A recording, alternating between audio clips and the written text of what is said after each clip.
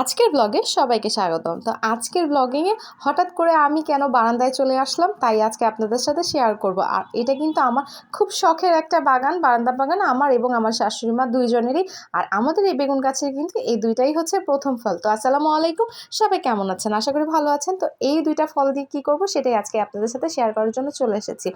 আরও কিছু blog share করব আপনাদের সাথে, পুরো ভিডিওটা দেখতে থাকেন যে কি করছি আমি আমার শখের বারান্দা বাগানটার সাথে। তো আরও কিন্তু মাশাআল্লাহ দিলে ফুল এসেছিলো, সবগুলো ফুল থেকেই তো আর ফল হয় না, তো আরও দুইটা হবে ইনশাল্লাহ।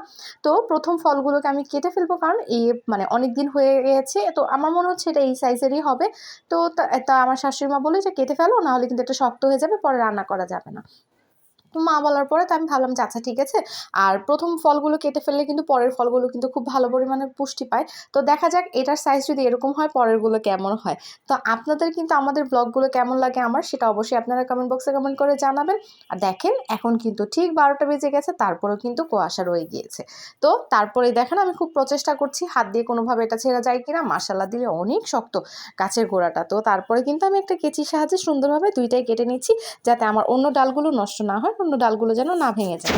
তো এই দেখেন আমি কিন্তু কেটে ফেলেছি। তো এই যে মাশাআল্লাহ দিলে আল্লাহর রহমতে একই ডাল থেকে দুইটা বেগুন, তো হয়ে যাবে একবেলা। শখের জিনিস কিন্তু খেতে খুবই ভালো লাগে, আর একটুখানি হলেও অনেক ভালো লাগে। দেখেন বাকি বেগুনগুলোও রয়ে গিয়েছে। তো একসাথে যেদিন আরও বেশি সবজি তুলবো সেদিন পুরো ভিডিওটা আপনাদেরকে অবশ্যই শেয়ার করব। আর এই মরিচ গাছে মাশাআল্লাহ দিলে এই মরিচ গাছটাতে ফুল এসেছে অনেকগুলো, আর এই মরিচ গাছে কিন্তু মরিচ ধরেছিল। দেখেন এই দুইটা মরিচ হয়ে গিয়েছিল, তো আজকে দেখলাম যে একটা পাখি একটুখানি খেয়ে ফেলেছে। তো ভাবলাম যে বাকি দুইটাও নিয়ে নিই, না হলে কিন্তু পরে খেতে পারবো না। আর এই মরিচ গাছ কিন্তু অনেক মোটা মোটা মরিচ। তো এই মরিচ গাছে এখন পর্যন্ত মানে অনেকগুলোই মাশাআল্লাহ দিলে কয়েকটা ধরে গিয়েছে। তো এর ভিতরে যেগুলো একদম পরিপূর্ণ হয়ে গিয়েছে সেই দুইটা মরিচটা ছেড়ে নিচ্ছি, কারণ আরও বেশি ফুল আসবে, আরও বেশি ফল পাবো ইনশাল্লাহ। নিজের গাছের একটা দুইটা মরিচ খেতে কার না ভালো লাগে বলেন? আমার তো অনেক বেশি পছন্দ। আর বিশ্বাস করবেন না, চিকন যে লম্বা মরিচটা এত ঝাল, একটা মরিচ দিয়ে মনে হয় পুরো তরকারি কাভার হয়ে যাবে এরকম ঝাল, কারণ আমরা কিন্তু খুব কম ঝাল খাই। তো এই যে 4টা মরিচ আমি নিয়ে গেলাম। আর এই দেখেন মাশাআল্লাহ দিলে শীতের সবজি টমেটো ধরে আছে, দেখতে কিন্তু অনেক ভালো লাগে। আর এই যে আমরা, যেটা আমার 12 মাসি আমরা দেয়, গাছটার বয়স কিন্তু 3 বছর হয়ে গিয়েছে। তো তো আমড়াগুলো কিন্তু প্রতিবারই পাড়া হয়। আর এই যে ধনেপাতার যেগুলো বিচি দিয়েছিলাম, আর এই যে কলমি শাক, তো এগুলো কিন্তু সবগুলো বিচি থেকে হয়েছে। তো মাশাআল্লাহ দিলে ইনশাল্লাহ একদিন উঠাবো, সেদিনকে আপনাদের সাথে শেয়ার করব। তো আমড়াগুলো কিন্তু আমি আরেকটু বড় হওয়ার জন্য রেখে দিয়েছি। আর এই একটা আমড়াতে একটুখানি প্রবলেম আছে, তো ভাবলাম যে এটাকে কেটে ফেলি, নাহলে কিন্তু পরে খাওয়া যাবে না।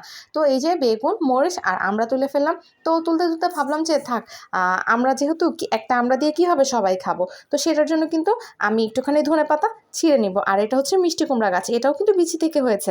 তো মা একটু দড়ি দিয়ে বেঁধে দিয়েছে, যাতে তার উপরের দিকে খুব সুন্দরভাবে আপনার হতে পারে। তো কলমি শাকের ভিতরে একটা বিচি পড়েছিল, এখান থেকে একটা নিয়ে নিলাম। এখন পর্যন্ত পরিপূর্ণ হয়নি ধনেপাতাগুলো, আরও হবে।